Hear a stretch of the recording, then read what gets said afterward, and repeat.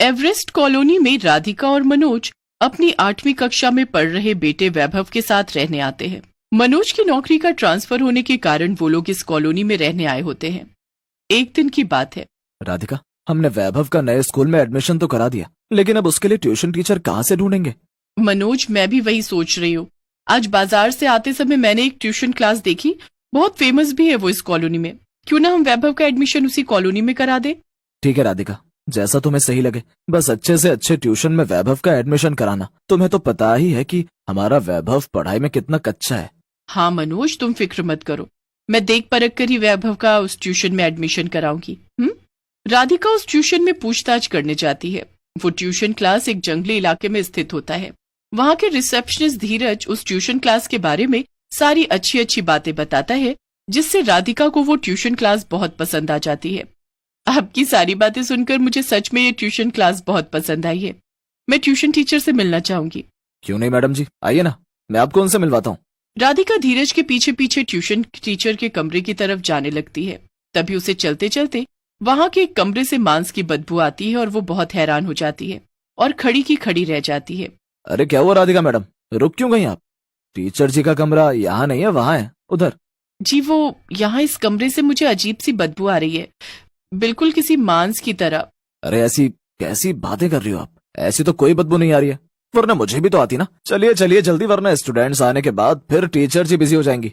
अब ठीक है। राधिका धीरज की बात सुनकर वहां आगे चली जाती है और वो उस ट्यूशन की टीचर मिस सुनैना से मिलती है। आपको चिंता करने की कोई जरूरत नहीं है राधिका जी, आपके बेटे को हम एवरेस्ट से टॉपर बना देंगे। आप एकदम बेफिक्र रहिए, ठीक है? थैंक यू सुनैना मैडम, मुझे आपकी बात सुनकर काफी तसल्ली मिल रही है। मैं आशा करती हूँ कि मेरा वैभव इस ट्यूशन में आकर पढ़ाई में और आगे बढ़े। जी बिल्कुल। वैभव अब उस ट्यूशन में जाने के लिए तैयार था। वो स्कूल से आने के बाद कुछ देर आराम करता है और फिर ट्यूशन में जाने के लिए तैयार हो जाता है। नया ट्यूशन है वैभव, दोस्ती मस्ती कम और पढ़ाई पर ज्यादा ध्यान देना, समझ गए तुम? हाँ हाँ माँ, मैं समझ गया, आप टेंशन मत लो। मैं तो इस नई ट्यूशन में जाने के लिए बहुत एक्साइटेड हूँ।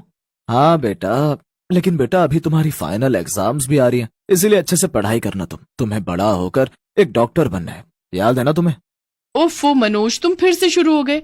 वैभव बेटा, फिलहाल तुम अपनी 8वीं कक्षा की पढ़ाई पर ध्यान दो। इसका जो मन करेगा ये वो ही बनेगा, न तुम न मैं, हम में से कोई भी इसे फोर्स नहीं करेगा।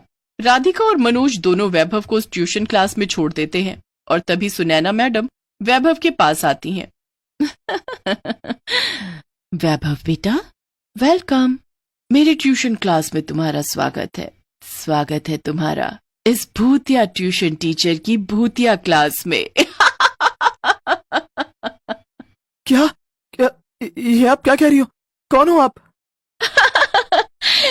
अरे बेटा, मैं तो मजाक कर रही हूँ, तुम इतना मत डरो। मैं तो बस देख रही थी कि तुम डरपोक हो या साहसी। चलो अंदर चलो, क्योंकि आज के बाद तुम्हें बाहर की दुनिया नहीं देखने को मिलेगी। तुम अपने माँ और पापा से अब कभी नहीं मिल पाओगे। क्या?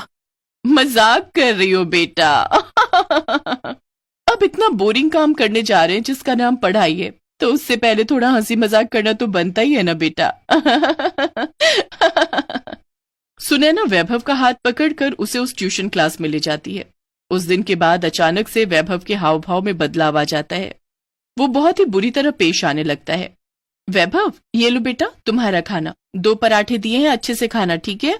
बस 2 पराठे? अरे पागल हो गया, मुझे 2 नहीं 50 पराठे खाने, 50 पराठे, समझी तुम? वैभव, ये क्या तरीका अपनी माँ से बात करने का? तुम्हारा दिमाग खराब हो गया क्या? तुम राधिका से इस तरह बात नहीं कर सकते। मैं कुछ नहीं जानता, मुझे 50 पराठे चाहिए, कैसे भी कहीं से भी लाकर दो, मुझे 50 पराठे चाहिए। वैभव की जिद के चलते राधिका को उसे 50 पराठे देने पड़ते हैं और वैभव एक साथ 50 पराठे खा जाता है।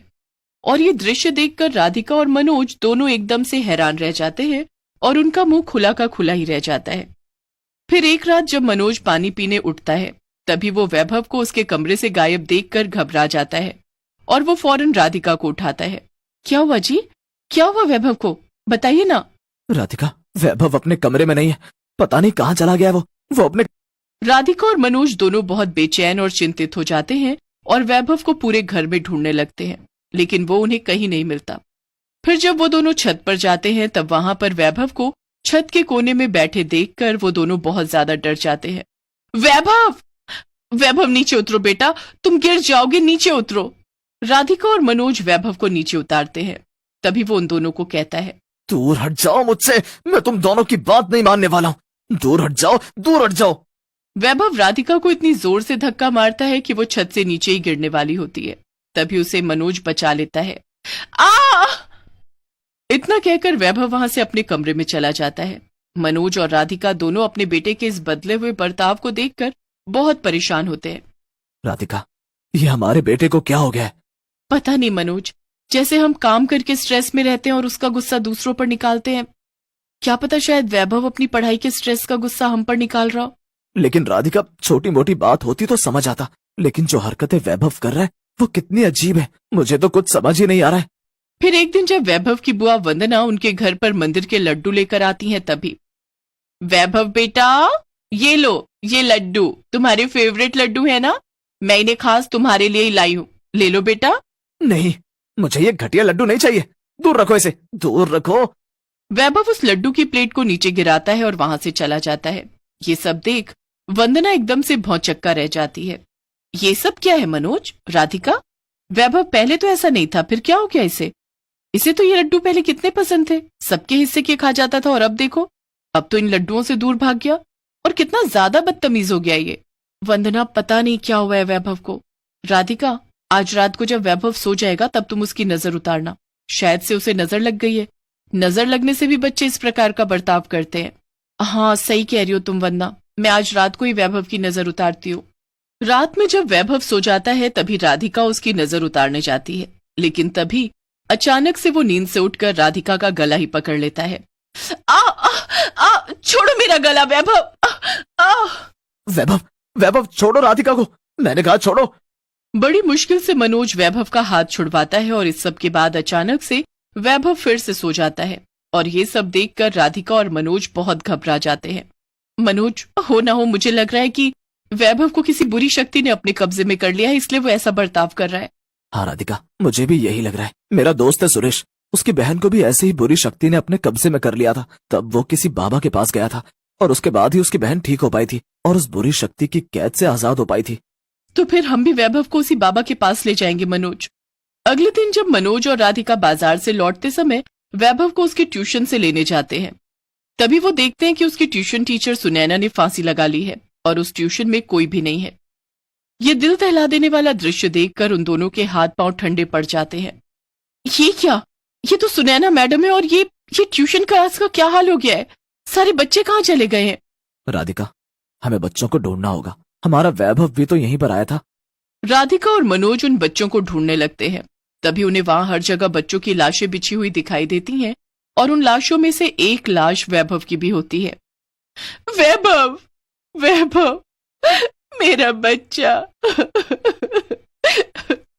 तभी उन दोनों के पीछे सुनैना टीचर अपने चुड़ैल रूप में आती हैं और वो दोनों उसे देखकर भागने लगते हैं। बचाओ, बचाओ। राधिका और मनोज भागते भागते एक जगह पहुंचते हैं जहां पर उन्हें एक आदमी दिखाई देता है और वो उस आदमी को हांफते हुए सब कुछ बताते हैं। क्या ये आप दोनों क्या कह रहे हैं? अरे वो एक भूतिया ट्यूशन क्लास है और वहाँ की सुनैना मैडम ने कई सालों पहले अपने पति के जाने के बाद फांसी ले ली थी और आज भी वो नए लोगों को अपने भूतिया चक्रव्यूह में फंसाकर अपने करीब लाती है और उनके बच्चों को सम्मोहित करके मार देती है। आप एक काम कीजिए, आप मेरे साथ चलिए। मैं एक बाबा को जानता हूँ, वो आप दोनों की मदद जरूर करेगा। वो उस टीचर चुड़ैल का अंत करके आपके और बाकी बच्चों को फिर से जीवित कर सकता है। क्या वाकई में? हाँ, चलिए चलिए।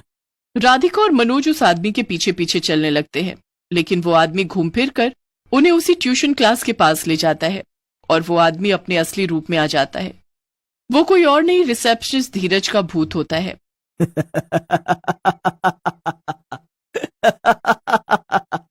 तुम? वहां पर सुनैना चुड़ैल आकर उन दोनों को भी मार देती है और अब वो भूतिया ट्यूशन क्लास अपने अगले स्टूडेंट के इंतजार में होती